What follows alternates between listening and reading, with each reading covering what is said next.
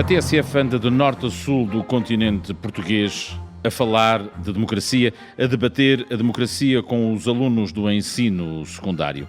Estamos hoje em São João da Pesqueira, como é habitual, começamos com João Sequeira, que é o conselheiro científico desta iniciativa da TSF, em parceria com o Ministério da Educação. João Sequeira, que é politólogo. Bem-vindo, João.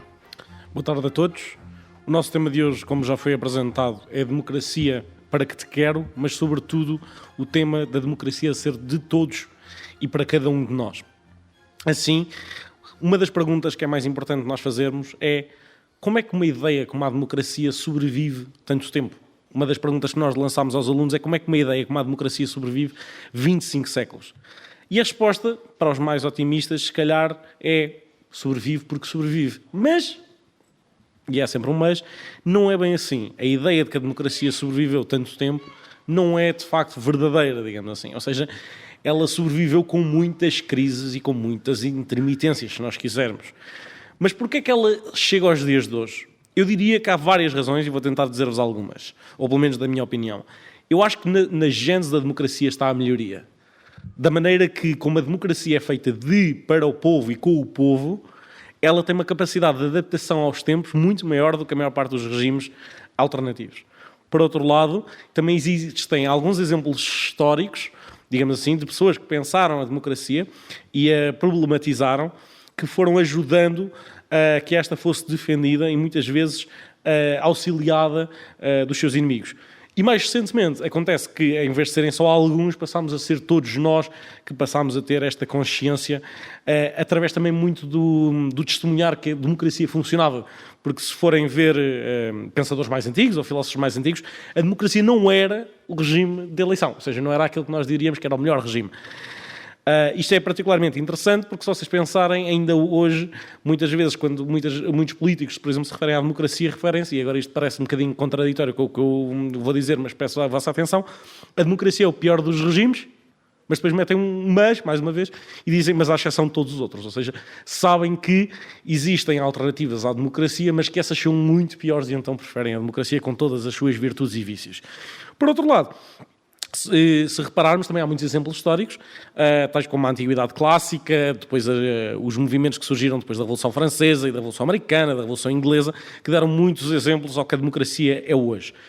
Se percebermos também que a democracia, quando enfrentou crises, desde cedo, sempre conseguiu lidar minimamente bem com elas, mesmo a custo, isso também é encorajador. Se nós nos lembrarmos, nós passámos, isto agora é uma memória que é interessante lembrar, nós passámos nas nossas democracias mais recentes por uma pandemia. Isto não é a primeira vez que as democracias passam por isto, ok? Há 2500 anos, a democracia, ou a proto-democracia ateniense, passou por uma praga, há quem diga que, em termos de proporção, que foi ainda maior que o Covid-19. E isto para vos dar alguma ideia. Por outro lado, e acabando, diria que a iniciativa global pela democracia, com movimentos, com algumas organizações internacionais, e assim como a participação popular, como vos tenho dito, a mobilização de massas, que começou com uma minoria e elas trouxe cada vez mais, faz da democracia um regime que consegue sobreviver. E estamos na Escola Secundária de São João da Pesqueira a gravar este programa no dia 28 de maio. Ora, em 1926, neste mesmo dia, houve um golpe de Estado em Portugal, pondo cobro à Primeira República. Mais tarde haveria alterações constitucionais, em 1933, e depois é o que nós sabemos, veio o salazarismo e uma ditadura em Portugal. É curioso ser neste dia que trazemos este desafio aos alunos, uma ideia de e para cada um de nós. Vou começar este debate pela Alexandra Piedade, que é aluna do 11º A. Alexandra, como é que esta ideia sobrevive, mesmo não sendo sempre aplicada? Boa tarde. Na minha opinião, eu penso que a democracia resistiu e continua a resistir graças à sua capacidade de regeneração, de estar em constante atualização, a pegar em temas atuais que nos toca a todos e, mesmo assim, a conseguir garantir os direitos e as liberdades de cada um de nós. O facto de estarmos constantemente a criticá-la e a tentar melhorar, debatendo, trocando ideias, faz com que a democracia seja o que nos liga a todos, porque todos podemos participar. e por isso a capacidade de nos refletirmos, nos espelharmos nela e estar em constante mudança é o que a faz mais forte. Acredito que dar força a cada um de nós faz com que nos sentimos mais representados, faz com que nos sintamos mais com um poder sobre a nossa própria vida e sobre os nossos desejos, o que desejamos para o nosso futuro. E ao conseguirmos decidir isso, a ideia da democracia também ganha força. Tu dizes aqui nas tuas notas, mas que tudo isto precisa de alguma atualização. O que é que isso quer dizer? Ela precisa de uma constante atualização, sim. Cada um de nós deve refletir sobre aquilo que desejamos para nós e para o bem comum e por isso, sim, devemos constantemente melhorá-la, tal como melhoramos todos os regimes com que agora chegamos. Temos o João Paiga, que é aluno do 10º ano da turma A da Escola de São João da Pesqueira. João, qual é a tua argumentação para que esta ideia sobreviva durante os tais 2500 anos? Então, para mim, essencialmente uma ideia para sobreviver 25 séculos tem de se revelar fundamental para a humanidade. Um exemplo disso são as ideias e os pensamentos filosóficos, por exemplo, da Grécia Antiga e até os teoremas matemáticos, que são fundamentais e os utilizamos no dia-a-dia, que sobreviveram ao longo do tempo. Isto importa desde que as ideias tenham uma influência na vida das pessoas e que assim possam ser transmitidas de geração em geração. Uhum. João Marques, aluno também do 10º A, tu projetas o teu raciocínio mais para o futuro e menos para a análise do passado, dizendo é uma ideia que só poderá sobreviver mais 25 séculos se for uma ideia que preservemos, é isso? Foi isso que eu entendi dos teus apontamentos? Sim. Do meu ponto de vista, uma ideia só poderá sobreviver 25 séculos se for uma grande ideia, isto é, se representar algo comum e importante para toda a humanidade. É deste exemplo a ideia de democracia que surgiu na Grécia Antiga, que se disseminou pelo mundo como um ideal a aperfeiçoar e a atingir. Lá está, disseminou-se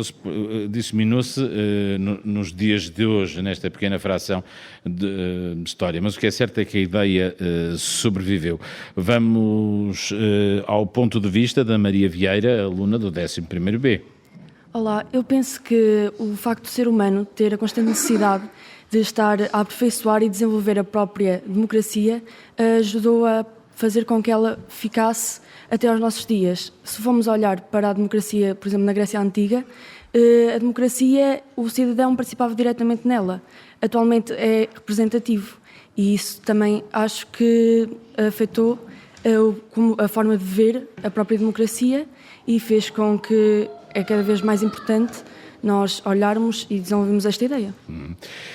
Põe-se sempre, quase sempre, quando estamos a ter estes debates, seja aqui, seja com pessoas mais velhas, seja em que altura for do tempo, e nós perguntamos muito hoje, será que a ideia de democracia está a perder adeptos?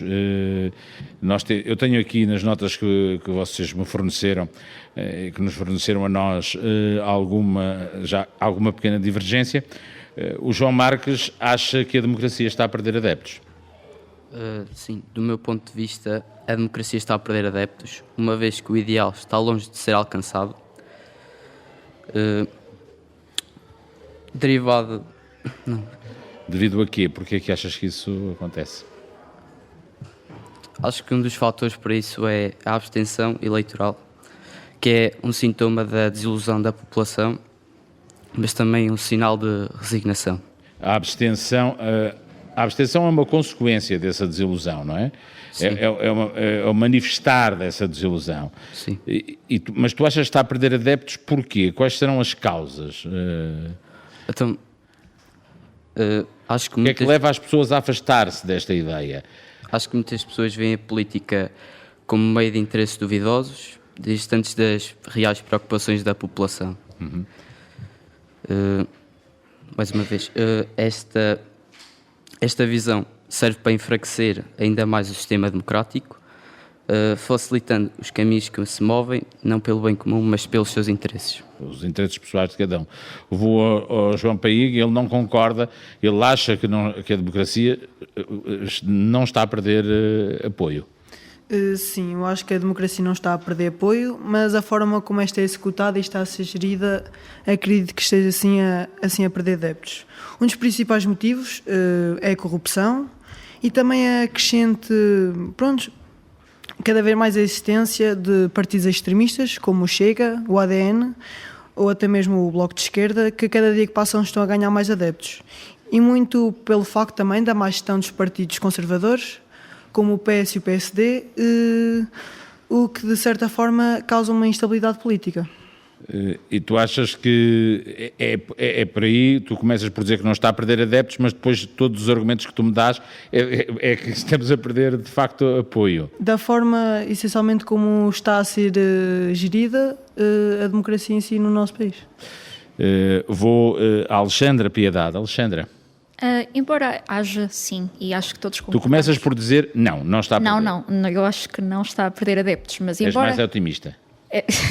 Sou mais otimista, depende da opinião de cada um. Certo. Mas, embora sim, haja esta máxima de que os políticos são todos iguais e que haja esta describilidade na política, cada um que liga ao noticiário e que vê casos atrás de casos e polémicas atrás de polémicas, eu acredito que cada um de nós, no seu interior, sabe que a liberdade é um direito e que devemos preservá-la e que a sociedade continua exigente, que continuamos mais informados, mais educados e que isso leva a que queiramos lutar por nós, pela ideia da democracia.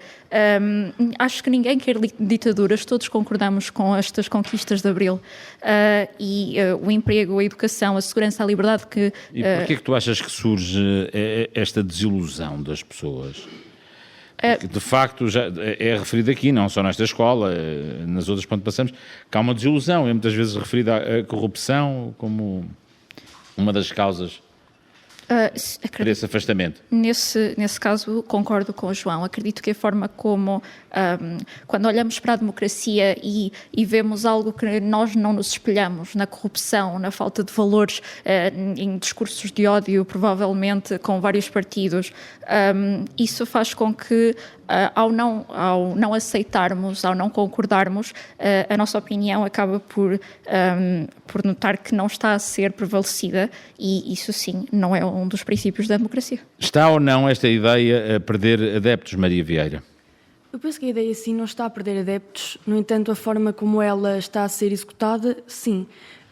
Por exemplo, eu lembro de uma professora de Geografia, está constantemente a dizer que em 92, quando ele lecionava o 10º ano de Geografia, o TGV estaria construído até 1997. Estamos em 2024 e o TGV continua sem estar construído. Isso eu acho que o facto de o governo nunca concluir projetos ou está sempre constantemente a adiar, leva a um crescente descontentamento pela parte da população. E também o facto de os políticos serem sempre acima dos 55 anos, por exemplo, os presidentes da República foram sempre acima dos 55 anos, isso também faz com que a população mais jovem não se consiga ver, assim dizendo, nos próprios... Mas são as pessoas que votam, não é? Sim, mas... Em Portugal pode-se ser Presidente da República a partir dos 35. Portanto, as pessoas, pode haver um candidato e as pessoas podem votar. A democracia não é isso, as pessoas podem escolher. Já houve candidatos mais novos e não foram eleitos. Por que será? Provavelmente porque a própria população vê os jovens como pessoas que não têm o tempo de prática e então isso ajuda ao facto de eles quererem pessoas com mais experiência para poderem estar no cargo. Mas tu vês aqui um problema, o facto de ser uma classe de dirigentes muito velha. Achas que é isso que leva a que as pessoas, a que a democracia esteja a perder apoio? Ou adeptos, se quiseres, como aqui está escrito? Penso que não. Também é o facto mesmo de a população, ao votar nessas pessoas mais... como é que eu ia dizer, mais adultas, assim mais dizer. Velhas, sim. Sim, mais velhas.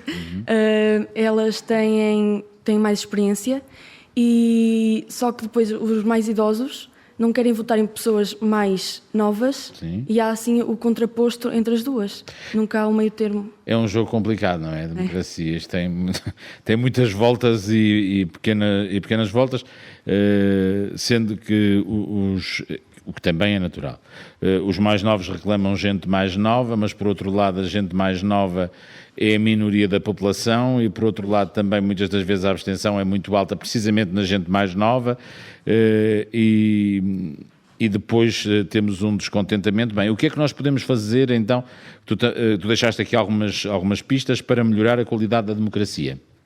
O facto de podermos implementar uma disciplina, ou, como o caso da cidadania, por exemplo, no secundário, uma disciplina horizontal e é lecionada por todas as disciplinas, por exemplo, História, Português e assim.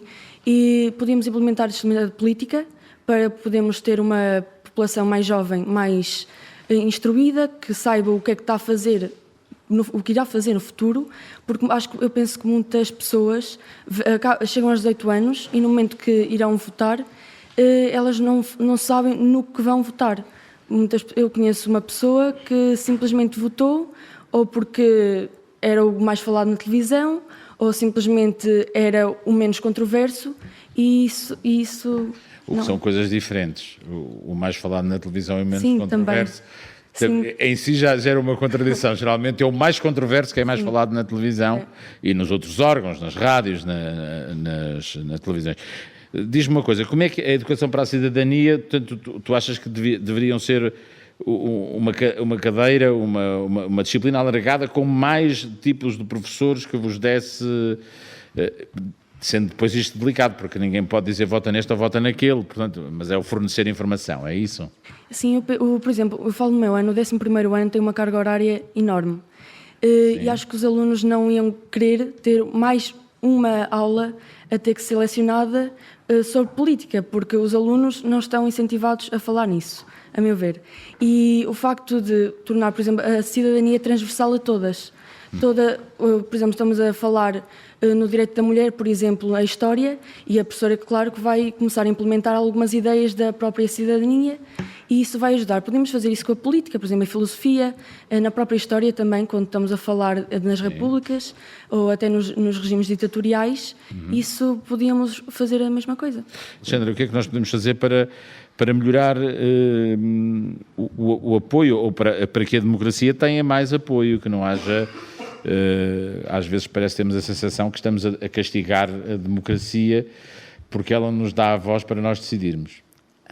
Continuando, sim, castigá-la talvez seja sempre visto com um sentido negativo, mas talvez discutir de uma forma civilizada. Continuando no sentido das minorias, acredito que, para além, que o segredo para a democracia reside no respeito pelo outro, no respeito pelas minorias, pelos valores de cada um. E isso leva-nos também à diversidade. O respeito, o reconhecer, o valorizar, o respeitar devem ser, sim, estes pilares para uma democracia muito mais completa, com educação, com a proteção dos direitos, e isso leva a que esta proteção dos direitos humanos também resida no facto de que termos cada vez mais de participar, de intervir. A questão é como é que como é que despertamos nas pessoas a vontade de intervir, de estar presente, e essas são as pistas que andamos todos aqui à procura. A desconfiança, como até já foi referido, sim, sim, mina a ideia da democracia e compromete a nossa participação. Mas também só chegámos à democracia com participação, graças a jovens e a pessoas corajosas que decidiram intervir e fazer melhor pela população, pela sociedade, e dar-nos o que hoje, podemos estar aqui hoje a falar, a decidir o que é que se calhar era melhor, o que é que gostaríamos de ver. Esta questão do debate é e deve ser sempre uma máxima para conseguirmos cada vez mais falar, dar voz aos nossos pensamentos, por muito que muitas pessoas não concordem. E então esta participação, esta intervenção, é preciso não desistir. Sim, deve ser a minha chave. E não é preciso não desistir. Vou ao João Paiga. João, Tu apontas aqui a corrupção na sociedade atual. Acho interessante esta formulação. Aqui o João Sequeira poderá explicar que a corrupção é muito mais antiga que a nossa sociedade, mas está estudado pela ciência política e que de facto sempre minou. E a corrupção na política apontas como sendo algo onde nós temos de trabalhar profundamente para fazer com que sobreviva a democracia ou para melhorar a democracia. Sim, acredito também que a corrupção está cada vez mais presente na nossa sociedade, na atualidade, e no nosso país existem vários casos de corrupção, essencialmente na política e nos negócios, como é mostrado muitas vezes nas notícias. Deixa-me complicar-te um bocadinho. A solução é não darmos nas notícias? Não, acredito que... Volta atrás, é não saber? Não, acredito que devemos expor os casos para as pessoas também estarem cada vez mais informadas do que passa no nosso país e sim também combater a desinformação, Sim. que também é bastante. E há sempre uma ideia, ou havia uma ideia assim, se os exemplos forem revelados, se estes casos forem revelados, as pessoas vão perceber que a justiça está a atuar, que há justiça no processo. Sim, acredito. Mas, no entanto, o que as pessoas dizem é assim, pois aquele safou-se porque é rico, aquele porque pôde pagar um bom advogado, aquele porque utilizou a lei, e parece que estamos aqui quase a fazer o contrário. Agora, como é que nós fazemos isto, no teu entender, para conseguir desfazer estas ideias e melhorar então a democracia? Eu penso que... Salvá-la? Sim. Acredito que devemos implementar algumas leis e penas mais severas a quem cometa a corrupção e também sensibilizar as crianças desde novas do quanto a democracia é má e dos seus impactos na sociedade. Vamos ao outro João, ao Marques. João, o que é que fazemos para melhorar a qualidade da democracia? Então, Tens aqui muita coisa escrita. Vamos lá. para melhorar a qualidade da democracia, temos essencialmente de combater a corrupção e as desigualdades. E isso sim pode alterar o rumo das coisas, o estado atual das coisas. Achas que não, tem que ser mesmo por aí? No meu entender, sim, porque assim as pessoas podem ver realmente o verdadeiro valor da democracia e perceber como é que funciona. Uhum. Vou a Maria Vieira, tem aqui uns extensos apontamentos dela, no que ela fez. Ela tem aqui muito desenvolvida esta ideia dos direitos das minorias, e que os direitos das minorias, se eu bem interpretei aquilo que escreveste, se não interpretei, ajuda-me, por favor, que os direitos, minorias com direitos, é a garantia de uma democracia melhor. É isso? Do meu ponto de vista, eu penso, por exemplo... É só o teu ponto de vista que vamos ouvir, ok? Com base nos dados do INE, do 2021, dos censos provisórios, dizia que a população de Portugal envelheceu cerca de 21%. Portugal é um país envelhecido, com uma mentalidade bastante retrógrada, e como o facto das minorias de homossexuais, da transexualidade, da comunidade LGBT em geral, entra em choque com essa questão, porque as mentalidades estão tão habituadas à família tradicional, por exemplo, que o Chega apoia, que faz com que sendo que a população idosa é maioritária em Portugal, esta população irá começar a votar ou por não estar instruído ou até pela força do hábito de votar naquele partido ou assim, ele começa a ignorar todo o resto da campanha política que se fez e das coisas que eles querem implementar em Portugal, e só vem o facto de estar escrito que a família tradicional é a preferida por aquele grupo político, como por causa o Chega revela. Então acho que... Maria, deixa dizer isso, é que até já foi referido aqui, não é a primeira vez que é referido o Chega. Tu achas que o Chega é a personificação, ou se quiseres, é a representação dos perigos que a democracia corre? Ou é o resultado final, se quiseres?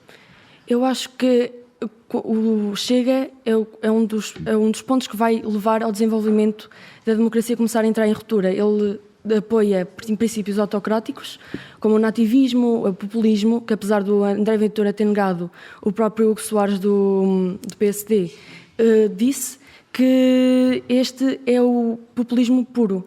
Ele pega no povo, assim dizendo, pega no povo para fazer contraste com as elites, porque as elites são o pior do que está na população, e chamar a atenção do povo, que pode ser o menos instruído, vai conseguir o que aconteceu, que foi que quadriplicou os assentos parlamentares em apenas 2 anos. Quero agradecer aos 4 estarem aqui. Estamos na Escola Secundária de São João da Pesqueira. Vamos às notas rápidas intermédias do João Sequeira, politólogo, conselheiro científico desta iniciativa da TSF, em parceria com o Ministério da Educação. Bom, em jeito de notas intermédias, deixem-me referir que, além do que os alunos referiram, há um aspecto que não sei se todos estão ao corrente, mas estávamos a falar muito de inquéritos e sondagens e como é que a democracia é percepcionada por gente mais educada, gente menos educada, mas há uma pergunta suplementar que muitas vezes não é tão discutida e que eu acho que também é interessante se refletir, se pensarmos um bocadinho nela, e que tem a ver com alguns dos assuntos que os alunos falaram, que é: cada vez mais, em Portugal pelo menos, há uma opinião que é muito estranha, e isto parece um grande paradoxo e ainda está por ser resolvido, que é: as pessoas parecem quererem mais democracia, mas ao mesmo tempo querem um líder forte que não se importe com o Parlamento e com as eleições. Um bocado estranho, diria eu. E ao mesmo tempo, algumas dessas pessoas também concedem que a autoridade esteja nas Forças Armadas. Agora, e em especialistas. A minha pergunta é: será que isto é o espírito da democracia ou não? Isto parece tudo um bocadinho contraditório entre si. Agora, isto é a opinião das pessoas, não é? Agora, o que é que nós podemos fazer também? Reparem, os alunos chamam-nos a atenção para muitas partes importantes. Chamam-nos a atenção para a questão, por exemplo, de se nós discutimos isto na escola, a escola não tem tempo. Chamam-nos a atenção para... Mas então, se nós temos aqui a questão da corrupção e ninguém trata dela. Tratam também da questão das promessas vãs. Isto... E o ponto também interessante aqui da chamada gerontocracia, que é basicamente o poder dos velhos, vamos por uma coisa assim. Isto é um fenómeno detectado. Curiosamente, a gerontocracia, este por acaso eu fiquei mais fascinado, porque honestamente era uma das áreas que gostava de ter analisado enquanto estudava. A gerontocracia está definida e existiu em regimes ditatoriais, curiosamente. Ninguém fala dela, ou agora poucos falam dela, ainda em regimes democráticos. Mas, por exemplo, nos Estados Unidos já se começa a falar um bocadinho disso. E porquê é que isto é importante? Porque foi a Maria que o referiu e bem. Se pensarmos bem, as pessoas mais velhas têm tendência a não realizar algumas medidas de longo prazo. Porquê? Porque já não vão estar cá para elas. Digamos assim, são um bocadinho os ciclos eleitorais e a maneira como a democracia se processa através de eleições regulares faz com que algumas medidas que se calhar sejam mais importantes ou mais prementes não sejam tão realizadas. Portanto, se na antiguidade e as pessoas mais velhas eram consideradas, vamos por assim, os raros, não se chegava a tão velho e eram valorizadas em algumas sociedades, estou-me a lembrar, curiosamente, de uma sociedade que não é tida como democrática, mas que tinha uns quantos elementos democráticos, que é a cidade de Esparta, na Grécia Antiga. O que eu iria propor é, em jeito de conclusão, se na Grécia Antiga os velhos eram valorizados por causa da sua experiência e por causa de algumas coisas, e existiam conselhos, digamos assim, dos anciãos, nesta cidade de Esparta, porquê é que não fazemos um conselho de novos? Porquê é que não nos juntamos todos e fazemos um conselho de novos com algumas partes? Deixo só essa proposta. Se tudo o que os alunos disseram, é isso que eu acho que é preciso cada vez mais, é um conselho de novos e não de velhos.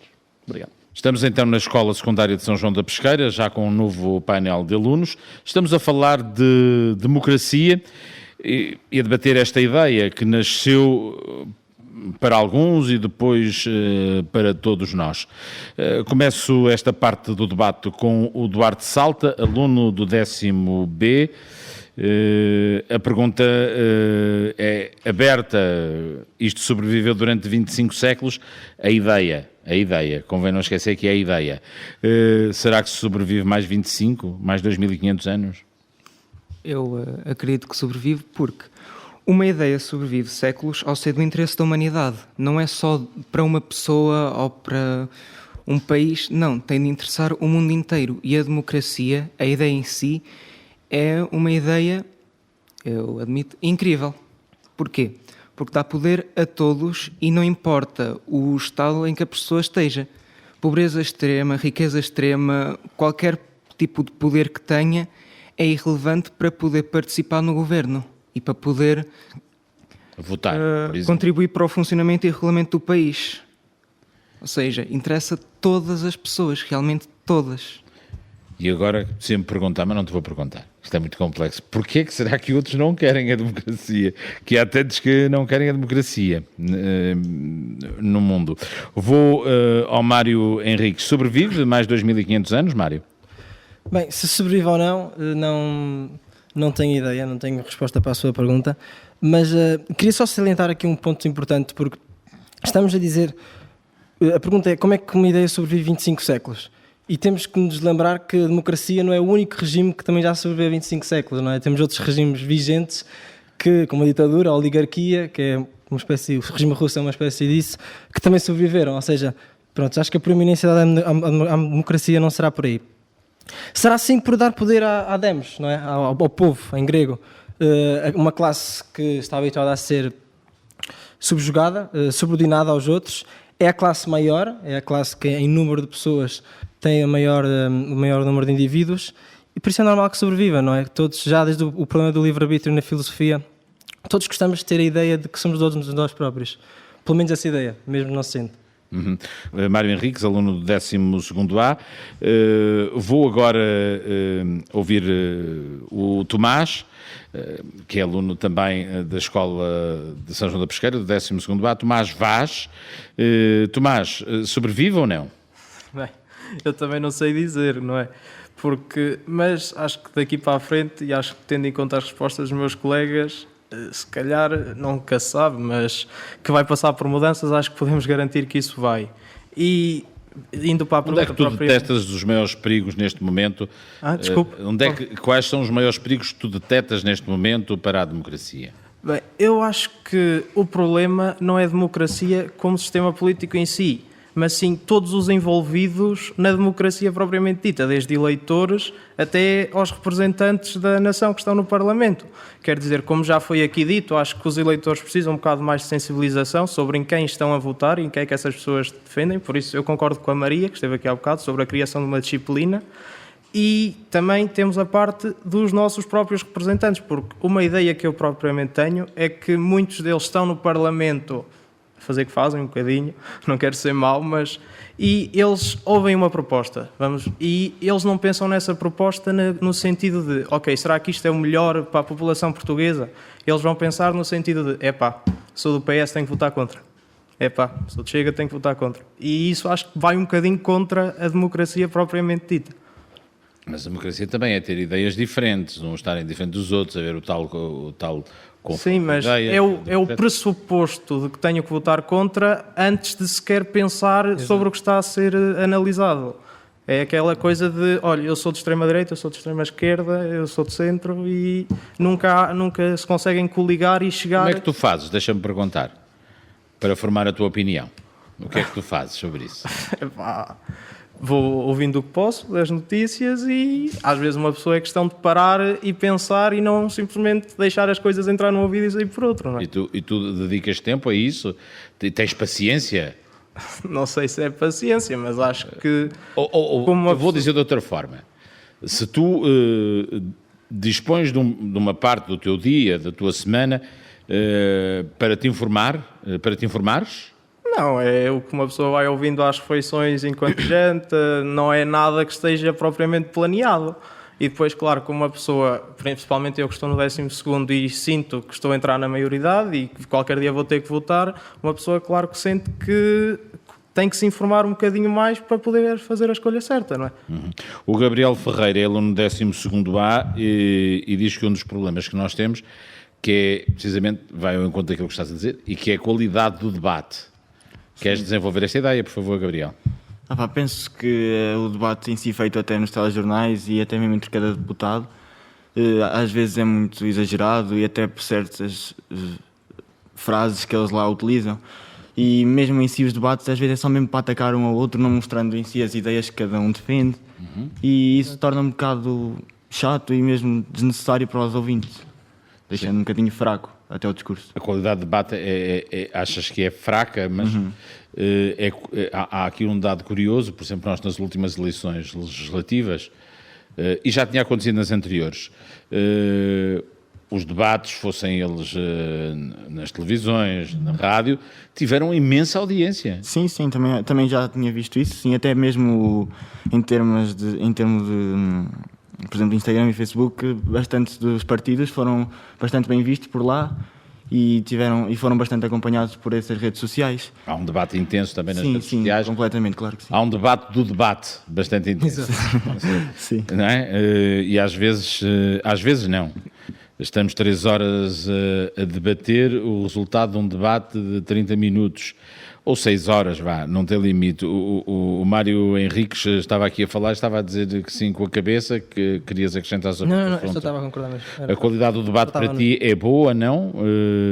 Na minha opinião? Sim. Eu até estou mais ou menos alinhado com o Gabriel. Eu acho que se perde muito tempo a bater coisas frívolas, fúteis, que não, sem mergulhar na questão, porque mergulhar na questão não dá votos, não é? É aquela coisa, resolver, fazer, em algumas situações claro que dá, mas na maior parte das vezes não, é muito mais fácil ficar bem na fotografia. Deixa-me então perguntar, a ti cativa-te?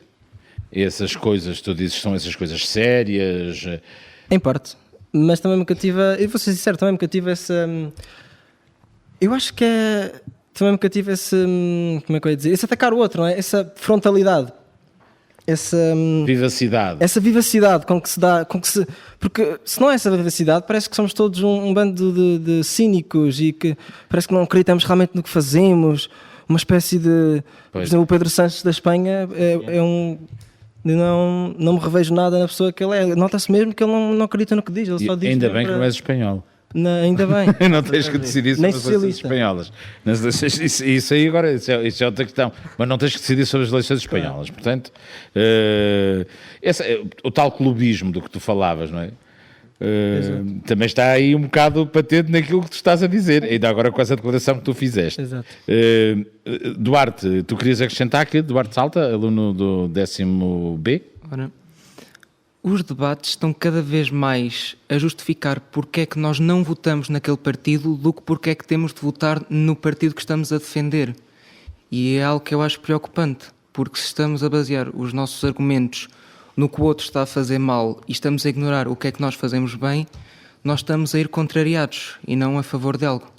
É interessante esse seu ponto de vista. Tu estás a dizer que nós votamos contra, não votamos por convicção, votamos contra aquilo. Exatamente. E quando nós estamos a votar contra algo, estamos a permitir que qualquer coisa que não seja aquilo que estamos a votar contra ser a norma. Quando a norma devia ser nós estarmos a votar naquilo que nós queremos, não naquilo do que nós não queremos. Dá-me aqui vontade então de te perguntar o que é que nós podemos fazer para melhorar então a democracia, para conseguir que ela sobreviva.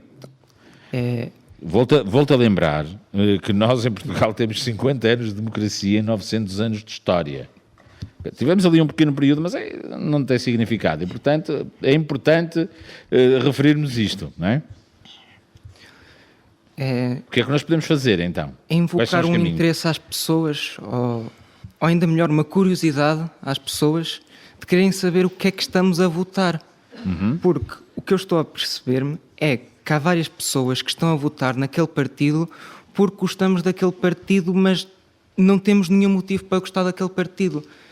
Se nós perguntarmos muito porque é que vamos votar naquele partido, as pessoas não têm resposta. Porque estão a ser influenciadas a votar não porque estamos a apoiar as ideias dos outros, mas porque aquele partido está contra aquilo que nós não gostamos. Ou seja, estamos a mover quase com o ódio, com o rancor. É uma luz muito pessimista para se criar uma utopia.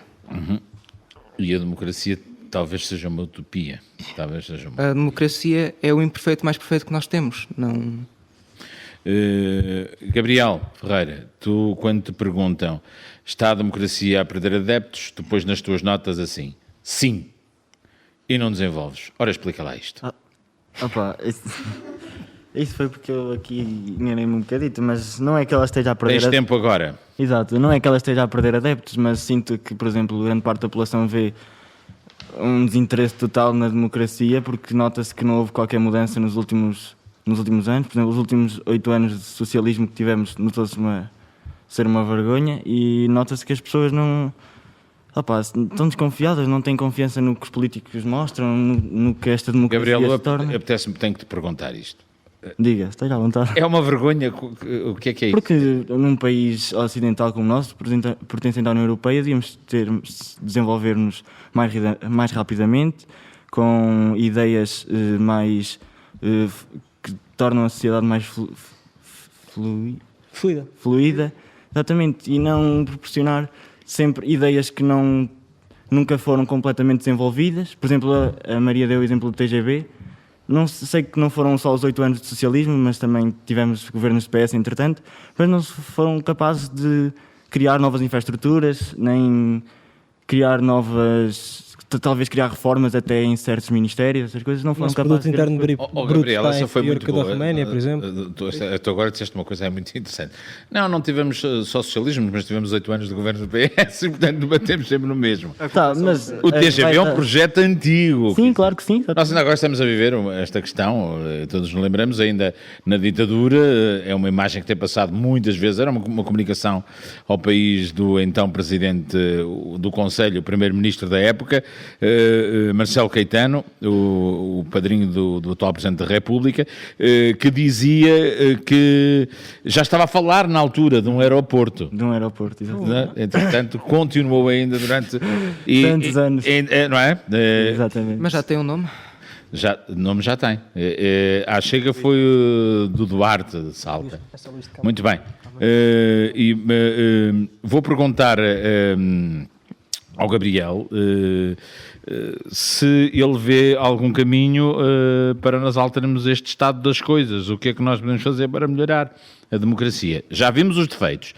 Como diria aqui o Duarte, já vimos a parte negativa. Okay?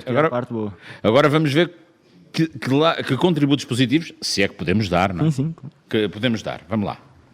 Até porque tu desenvolveste essa ideia aqui. Então, porque... Quais são as ideias que tu queres trazer connosco? Partilhar connosco. Penso que para melhorar esta ideia de democracia, devemos sim incentivar os jovens um bocadinho mais sobre o que é estas ideias de política e como tudo funciona lá dentro da Assembleia. Também devemos trazer mais voz, até, como aqui está a ocorrer, mostrar que sim, que todos temos um bocadinho de pensamento político no fundo de nós e mostrar que temos ideias para mostrar aos outros. Mário Henriques, o que podemos fazer para melhorar a qualidade da democracia? Trazes aqui um tema que são as migrações.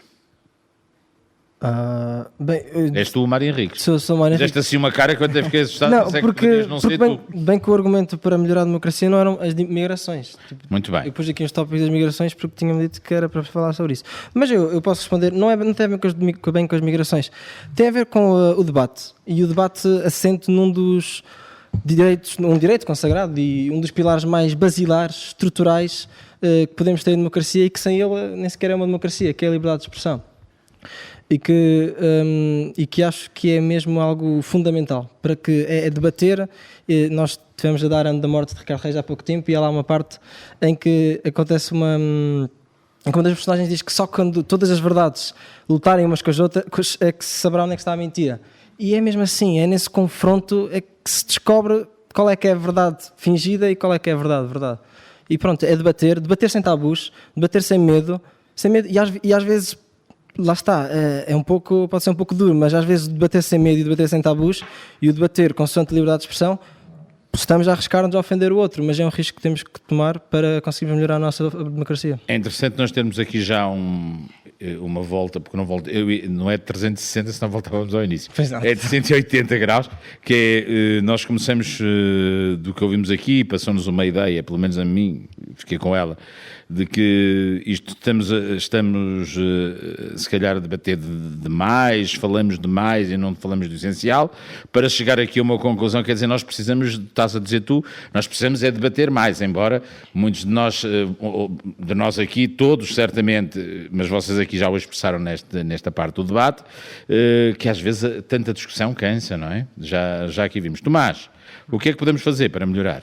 Eu acho que passa muito por, digamos que, reconectar o povo aos seus representantes, porque nós pensamos nos políticos como alguém tão distante e ao mesmo tempo temos uma ideia negativa dos mesmos. Se eu for lá fora e perguntar a alguma pessoa que encontro na rua o que é que você acha sobre os políticos, acho que a maioria vai responder são todos uns corruptos e mentirosos. A grande maioria. E não confio neles.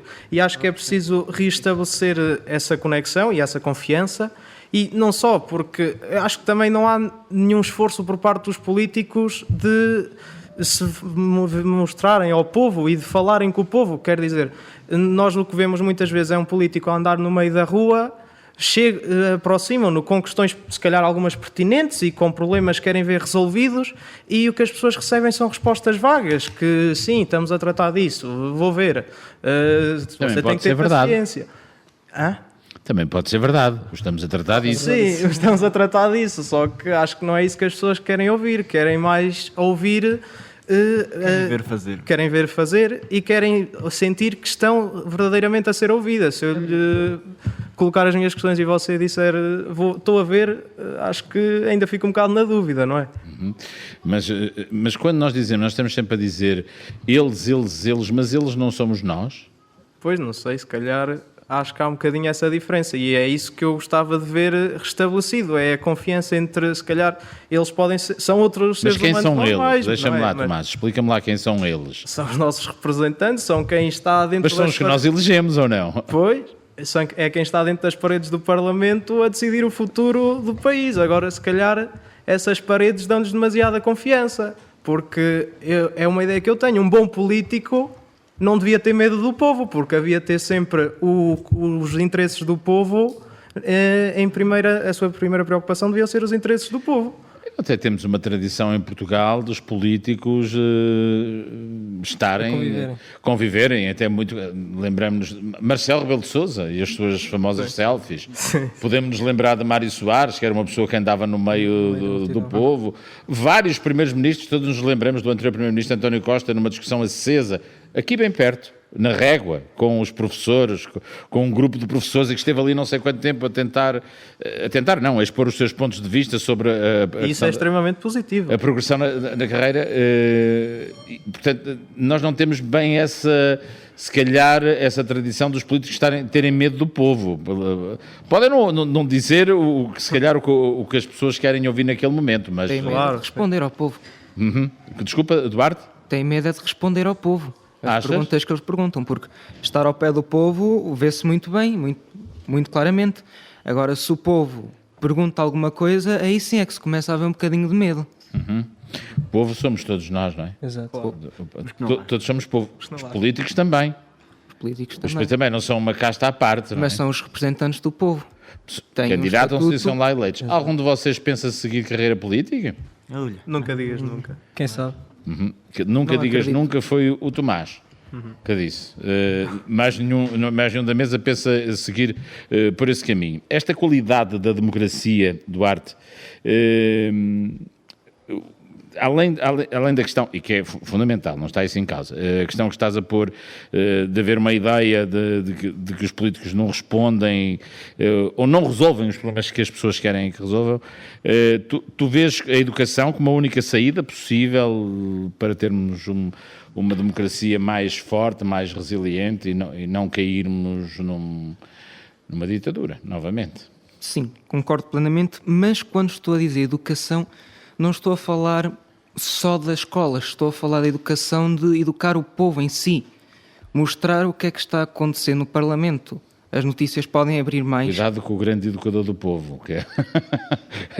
as ditaduras têm muito esses enseios, mas eu percebi o que querias dizer, desculpa, continua. Não resisti. Nós não podemos olhar para a democracia através dos olhos da ditadura, porque são contrastes, vamos acabar por distorcer a verdade. Uhum. Mas... talvez se nas notícias mostrassem tudo o que acontecesse, não é só mostrar as ideias que não passaram, ou as ideias que geraram mais polémica, ou o que o André Ventura disse naquele dia, naquele minuto, naquele segundo, que depois converteu a conversa toda para o que ele disse e não para a ideia que estavam a gerir. Talvez mostrar as ideias que aprovaram, o que realmente estão a fazer e não o que não estão a fazer.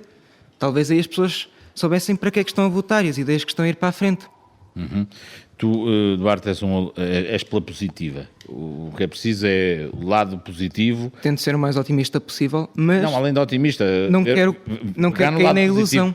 positivo, pegar na afirmação e não no lado negativo das coisas. Sim, mas não quero cair na ilusão. Certo. Eu quero... E esse é o equilíbrio que muitas das vezes é difícil de fazer. Tomás, como fazemos isto para tornar a nossa democracia, que ideias podemos nós trazer, que contributos? A educação, em que é que podemos transformar a educação para que a educação traga cidadãos mais esclarecidos, com mais vontade de contribuir, até porque tu, percebemos aqui, que se calhar pensas numa carreira política, digo eu. Não sei. Diz. Mas pronto, como já aqui foi debatido várias vezes, a educação tem sim um papel muito importante, porque pessoas mais informadas vão tomar melhores decisões, acho que supostamente é assim que funciona, mas acho que outra coisa que também merece uma reformulação é a própria justiça, porque é isso que muitas vezes cria a desconfiança. Nós vemos tantos casos de corrupção que se arrastam por anos e anos e anos, e às vezes uma simples solução como, não quero apontar nomes, mas Sócrates. alegar, agora está-me a faltar a palavra, mas é amnésia, alegar ou amnésia ou qualquer coisa esse é o assim. salgado, não é amnésia, é uma doença. Alzheimer, isso. Alzheimer. Às vezes temos soluções como alegar Alzheimer e pronto, está uma pessoa tranquila para continuar a sua vida na paz. E acho que não devia ser assim, não é? E acho não sei se nós também vamos desconfiar de tudo, quer dizer, há médicos a testar, não é? Agora há outros que dizem que não é? Pois, claro, mas também há médicos duvidosos, não é? Certo. Portanto, tu não vês, não estás assim tão otimista como o Duarte? Não, acho que não. É preciso ser um bocadinho mais realista do que otimista e pelo rumo das coisas é preciso uma grande reformulação se queremos permanecer com uma boa democracia que tenha sempre em vista o melhor para o país. Nós tivemos um primeiro-ministro economista que era otimista, irritante, o anterior.